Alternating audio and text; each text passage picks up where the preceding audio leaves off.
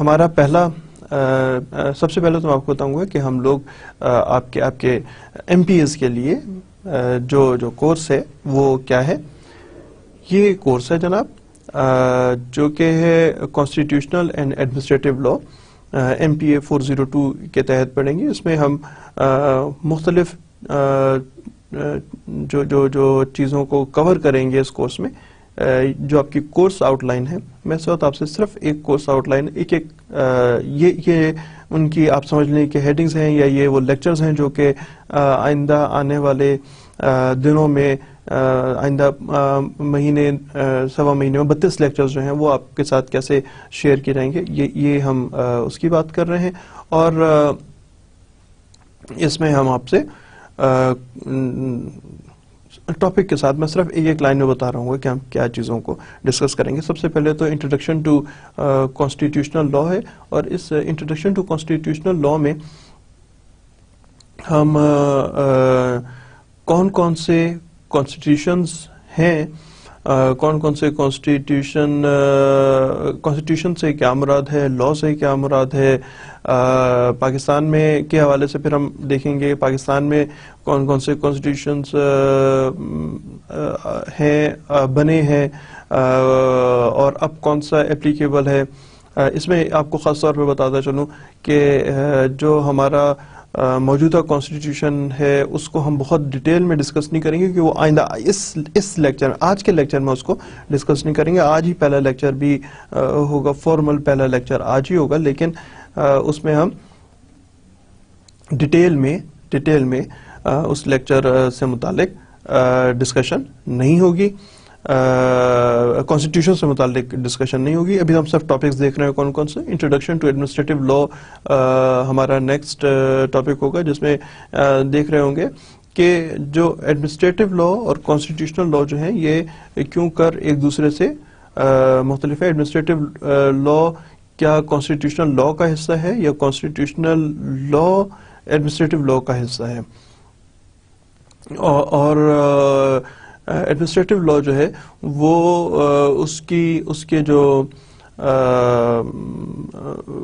اس کی امپورٹنس پہ ہم تھوڑی سی بحث کریں گے. سورسز آف کانسٹیٹیوشنز کی پھر ہم بات کریں گے.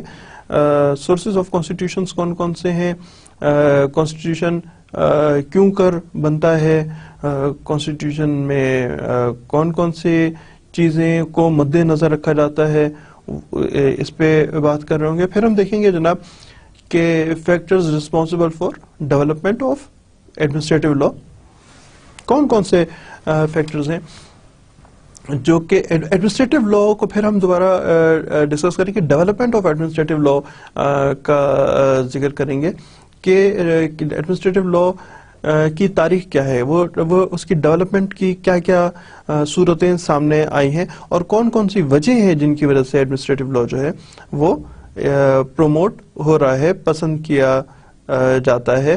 ایڈمنسٹریٹو لا کے فیچرز کو ہم ڈسکس کریں گے اگلے ٹاپک میں کہ there are certain features of administrative law, کون سے اس کے کنسپٹس ہیں. ہم یہ بات کریں گے جب ہم ذکر کریں گے فیچرز آف ایڈمنسٹریٹو لا کو.